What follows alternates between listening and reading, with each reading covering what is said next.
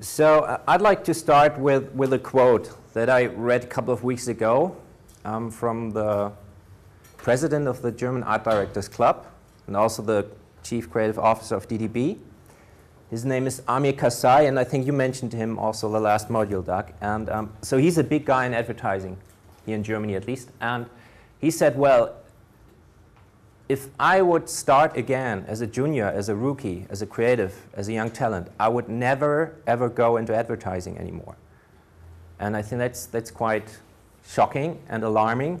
And I think we have been discussing the relevance of our industry over the past 6 modules a lot. Like, where is our relevance for our clients and customers? And I think we really have to ask this question also, where is the relevance for the offspring, for the new blood, for creative talent that we can deliver to them as an advertising agency? Where is our relevance towards them? And I think we have to rethink our rules of the game, so to say, in advertising. And I really think that we as creative leaders have to initiate a new thinking of so-called talent management and the way we treat our talent. So in this sense, something like this would be my reference point, so to say, my starting point why I was happily engaged over the past couple of months in this issue of talent management and what is going wrong in this field in our industry. So I think this new thinking and our search of creating an environment in which good people can really grow and thrive is very important, and this is the starting point of my thoughts, so to say.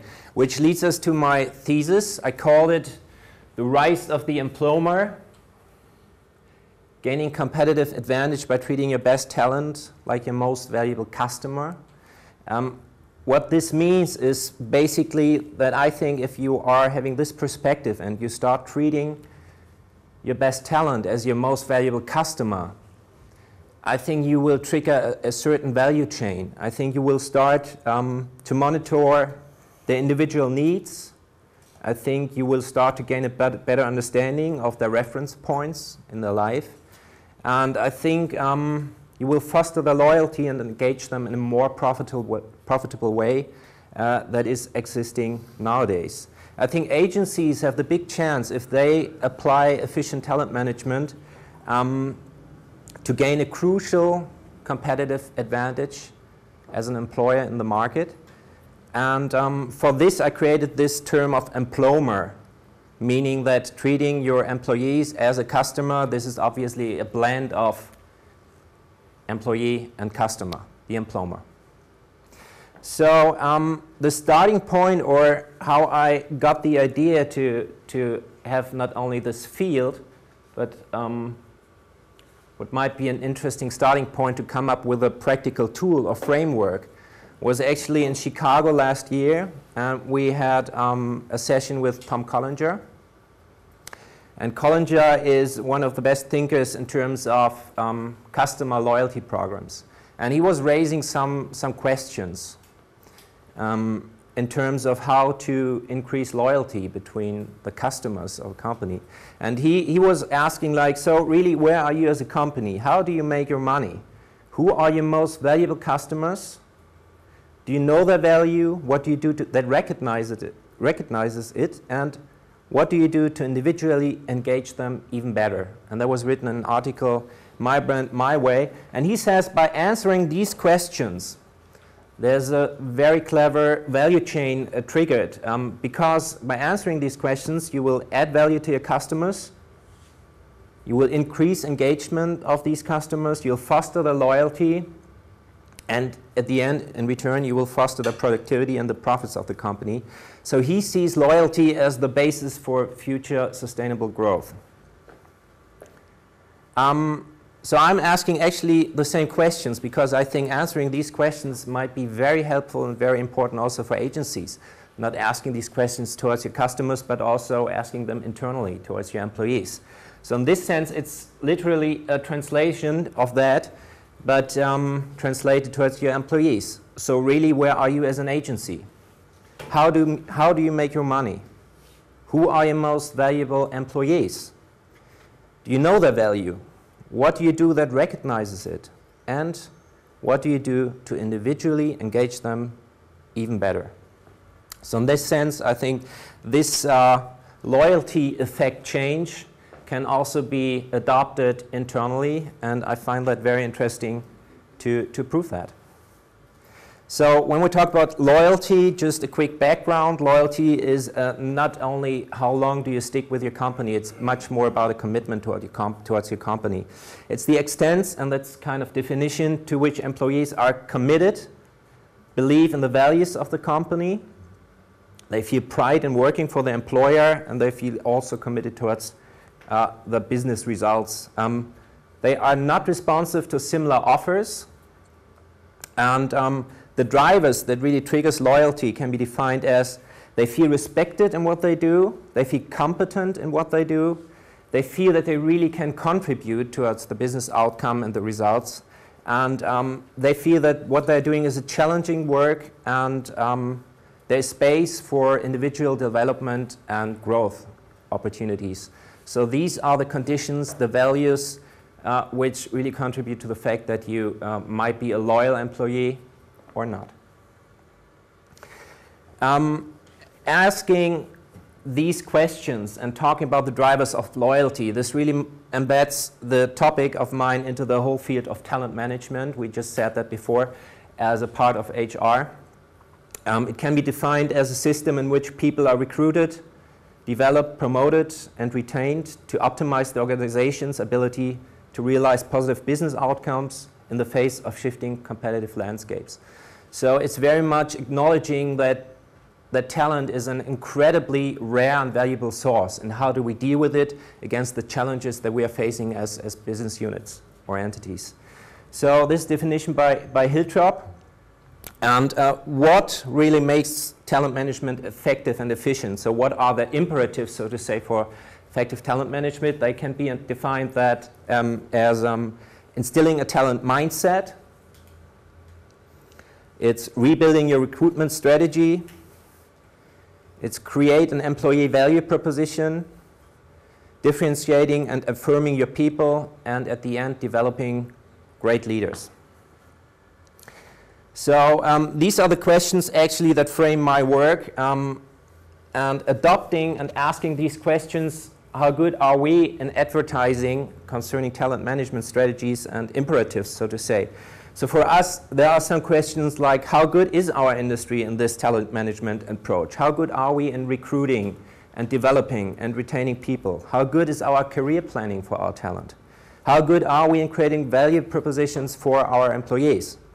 What are the biggest challenges that we as creative leaders and our HR people face?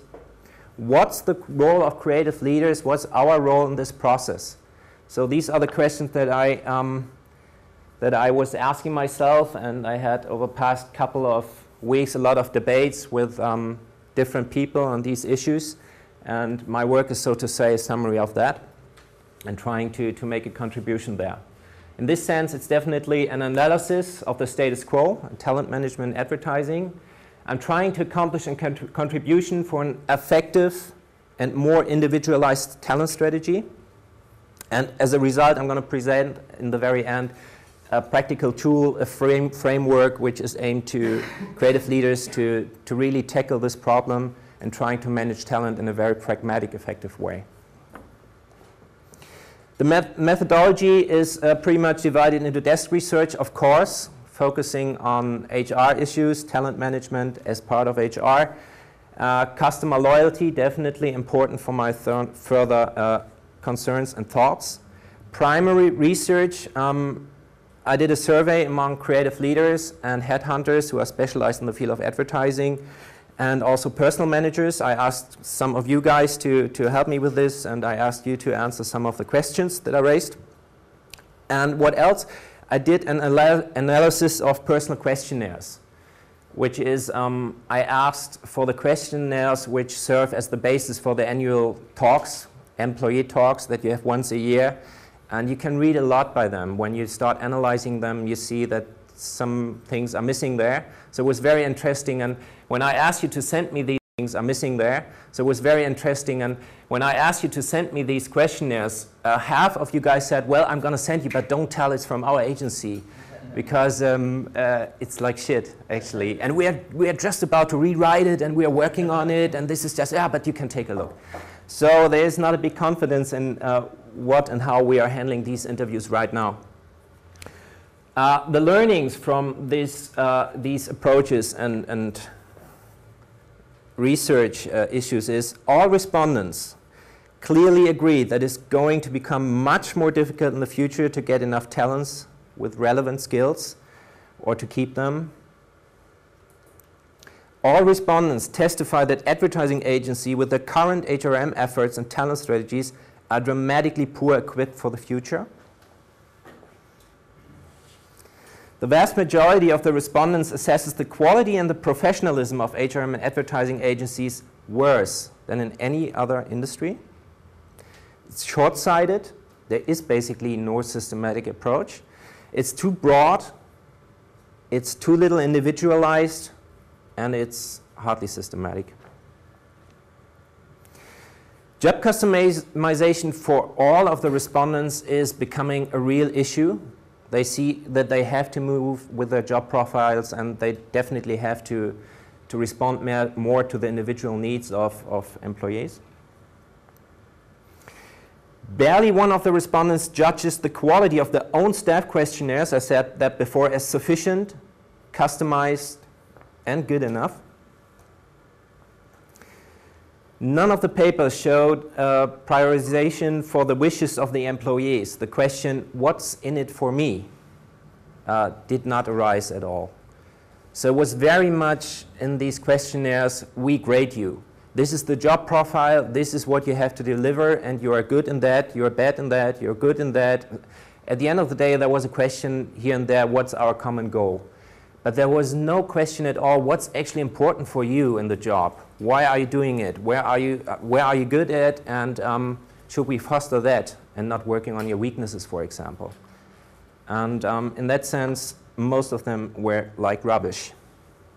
Over half of the respondents don't see any special distinction between the talent strategies that apply especially for the best employees and for others. So a best employee approach or high potential program or anything was not there in the questionnaires. That means that like the very good employees are treated the same way like the very average employees. So there was not a talent management approach that responded to the best achievers. And if it was varied by intuition only, but the procedures are exactly the same. The majority of the respondents see the responsibility for talent management clearly in the hands of the creative leaders. That's obviously, and that's also my experience, that actually development issues are very much on the shoulders of the creative leaders. It's not that the HR department plays a significant role in there. It's actually how good are you as a creative leader, and do you have a talent for these issues or not? The HR department is very bureaucratic, just organizing stuff, but when it comes to profound systematic plans that you want to achieve with your employees, it's very much on your shoulders. And you are not really educated for that. There was a response of a lot of questionnaires. Well, HR is the issue of creative leaders, but they are not educated for that. So they're trying to do their best. Some are doing it pretty good, and some of them are pretty lousy in it. So to sum it up, I have a quote, and I found dozens of these, but this nails it down in a pretty good way, I think. That's why I'd like to present it to you. In the past 25 years, I'm working in the advertising business. I've encountered small as well as big agencies, international networks, and independent agencies as an employee and manager. In none of them, I found really good talent management, structured promotion of young staff, or development programs for employees. It's dramatic how we as agencies badly cope with this problem for years now. We're not prepared either for the lack of specialists nor for the effects that this will have. We just hope that someone accidentally comes along who's skilled and qualified enough and at the same time asks to work for us for little money, hopefully, and for a long period of time. I found a lot of these quotes that are basically saying the same, and it's not that it's getting easier. I think why I'm very interested in this issue is also that we are right now facing very vast and dramatic challenges that will make the situation even worse. So the war for talent goes back to an article end of the 90s from McKinsey saying that there will be a dramatic lack of a shortage of skilled and qualified people. This has hit the communication industry in full effect. Not for every field of advertising, but especially I think everybody has the same problems, like for example digital talent. It's almost impossible to get the right people at the right time right now to really bring your business ahead. So it's very dramatic and difficult. Also within the economic crisis, there's not a standstill, but it really increases.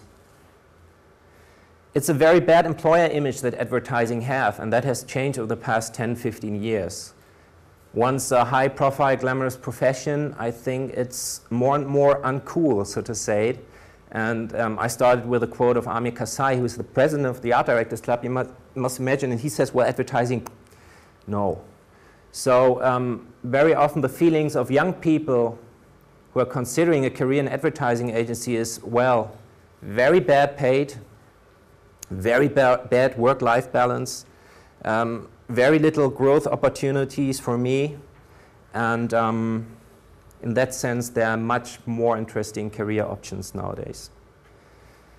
New competition, and we talked about that a lot. So there are a lot of new agency players in the market, which make it more difficult to get the relevant talent that we need. High turnover costs. I mean, this is an issue, and that was kind of strange. Like the official rates, turnover rates in advertising agencies, they are between 20 and 30% annual turnover, which is average. Most of the companies and the statistics say that they have an annual turnover of 20 to 30%. But then again, you have this 2 to 3 years boundary. It's a magic boundary. After 2 or 3 years, so many, much more than 20% of the, for example, creatives feel that, oh, after 2 years, I need a boost in my career and I can't make it here. I really have to go to another agency. So there are some rates, and I experienced myself turnover rates up to 60 to 70%. Intellectual property. This is actually a huge problem, and advertising and also clients, we don't really talk about that, but all the training that we do, all the inside knowledge on certain brands, for example, you're a car creative and you just jump from one car account to another. This is a huge knowledge loss that's going on there. And of course, last but not least, there are new demands. Like the labor market and the participants, they have created a different attitude towards their work. That means the new generation really has different demands towards their job. And this is actually, for me, one of the most interesting points. So it's called the Generation Y. They demand much more flexibility, more participation, meaningful jobs, and a better work-life balance than any other generation before them. They are harder to manage. They are hard to get. Once you have them, they are very hard to manage, harder than any other generation before them, and they are ready to switch jobs just in case their requirements are not met. And this is actually one of the best books I've read over the past 2 years, and that was your idea, so thanks for that. It's from Don Tapscott, Grown Up Digital. That's the guy who wrote Weekonomics, yes. And Growing Up Digital was the first part, so to say, and Grown Up Digital the second. So he did the biggest youth survey over the past years, and he's describing how the internet has changed the way young talent will work, will live, inform, change the working place, and so on. So in this sense, Tapscott says and concludes, the views of life and work for this generation are so different from any others. And if employers want to recruit and retain these people, their strategies, policies, and procedures will have to change drastically. So he comes up with this very interesting model, I find. On the left side is the very traditional way of how to handle and manage talent. This is you as an employer, you are managing this process. You recruit people, you train them, you supervise them, and hopefully you retain them. It's pretty much a one-way effort. And he concludes that in the future, it will be much more of a relationship-oriented management process. It's much more two ways and not one way. It's very much about initiating collaborations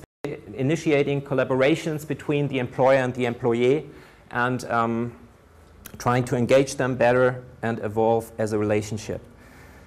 So the employment strategy, this is more or less the background of my further thoughts. The employment strategy that I came up with is trying to respond to some of these facts that I just introduced.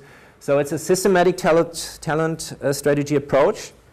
It's a two-way effort. It's very relationship-oriented and engaging. And it's targeted towards your most important employees. So we can talk about that maybe later in the discussion. It's, in a way, it's an elite approach. It's not for everybody. It's a talent management that really tries to hit the best employees in the first stage. This employment strategy is organized along the lines of a 6-step process. And as a foundation, so to say, there's the strategic base frame of a customer loyalty program, as I said before, taken from Collinger, who came up with actually 6 steps to foster customer loyalty. Set the vision, identify your best customers, set goals, determine attributes most important to best customers, make a communication plan, measure and evaluate. So I actually translated them and called it the employer perspective, which is actually same systematic approach, but obviously translated towards the employee. So set the vision, identify your best employees. Oh, this is wrong. Employees. Oh. Set goals, determine attributes most important to your employees, make a communication plan, and of course, measure and evaluate. So by doing this, it is argued, and a lot of good and clever people, they have elaborated this, you really try to trigger this value change that I described before. It's aiming to increase the job satisfaction of your people. That will foster more engagement. More engagement will lead to more loyalty and productivity in the end, or profitability. So the 6 steps of building Emplomer-Loyalty can be defined as, first one, set the vision. I think that's very important, although it's very hard to describe, but you really have to mean it. You have to, how do you say, walk the talk. It has to be a strategic intent of the agency that you really mean it. In that sense, responsibility again lays totally on the shoulders of top management. The vision of talent management and loyalty must be directly translated through business decisions. And you really have to take care that you are building a culture in your agency that fosters loyalty. And there again, there are a lot of studies on that. It's very much about take care that you promote from within. Invest in training and development, maintain open channels of communications. I like the first one very much, promote from within. That's also part of Jim Collins' level 5 leadership ideas, I think. And I see that in advertising agencies. Very, very often, you are not really concerned in promoting your own people. When you make a very important decision, you always get people from outside in every level of the position. And I think this is one of the bad and worst signs for your employees, that you don't really make a career in your own agency. You always think, okay, if I want to move up, I have to change. So these are the little values and strategic concerns that you have to be aware of. The second step, after having set the right vision and the right business tactics, it's identify your emplomers. So this is the question, who are your best employees? So talent management in this sense is not targeted towards every employee. It's very much a market-oriented perspective, acknowledging that there are some talents that are more valuable than others. It's elite, but that's the way it is. So who are your best employees? And there again, it's quantitative and qualitative, of course. When you measure it, you can, as quantitative, maybe take measures like number of awards won, or conversion rate of new business into actual business, or efficiency quotes. But I think qualitative measures here are also important. This is your gut feeling about the talent, about the motivation, about the team spirit of these players. So if you combine those, you should have a pretty clear picture of who is your emplomer, who are the employees that you really want to keep and really want to develop in the agency. There is one model I took, and I think it's quite helpful. It's the classification of A, B, and C employees. And you can actually put them in a Boston Consulting Group marketing portfolio, and this should just help you to classify them a little. So A employees, again, employee, wrong. A employees, upper right, 5 more minutes, okay. A employees, they are very qualified, they are highly motivated, and they are definitely the one you want to invest, you want to grow, and you want to put the lion's share of your development into this segment. Take the segment, set your goals. So shall we grow the value of the emplomers currently in the segment? Should we make them even better? Shall we grow the overall segments? For example, should we take employees, B employees, and trying to move them up? So these are the possible goals that you might set. And then that's the heart of the whole approach, actually. Then you should really determine attributes most important to your emplomers. So I think it's not sufficient that you meet your best employee once a year, and that's actually the role of the game. Most agencies meet up once a year with your employees and have this interview. I think you have to have this interview with your best employees at least every 6 months. And it should foster a dialogue. It should clarify what's in it for you, what's in it for me, and I think it should boil down the most important drivers and motivators for these important employees. And there should be some gaps identified, just in case, if there are any gaps. Because it might be that the drivers and motivators of our employees are totally different to our drivers as employers. So what I did here is decompose, so to say, the attribute and features that make up the overall employee experience. For example, in an advertising agency here, what's important for you? Is it the reputation of the agency? Is it the quality of the work produced in the agency? Is it awards? Is it team quality, manager quality? Is it the job fit? Is it work-life balance? Is it training programs? Is it hours work? And so on and so on. There's also space for some new ideas. So this is very much the attempt to boil it down and to ask, well, what attributes are important for you? Then they rank it. You as an employer rank it, and you can identify gaps just in case you have to have a white balance asking, well, how do we match best? At the end, implementing and setting goals, taking this tableau that we just said, how can we do even better? For example, we figured out that for one employee, it's creative excellence that he ranked most, internal mobility, trainings, etc. You really have to have a measure and a plan how to achieve that. That could be, in this case, putting the employer on the most challenging creative jobs, switching jobs and team constellations, creative seminars. Then again, make it measurable. How can we do it? Awards, of course. Benchmarking the category. Number of different job assignments. If he says, I need flexibility, put him on different jobs. And of course, creative seminars are easily to measure because we can do that. Evaluate. In the beginning, you were setting your goals. At the end, did we achieve it? Did we grow the segment? Did we fulfill our measures? So that's going to be, so to say, the evaluation in the end. The 6 steps all together now, and this is the framework that I was trying to come up with, is very much the summary of what I just described as the 6 steps.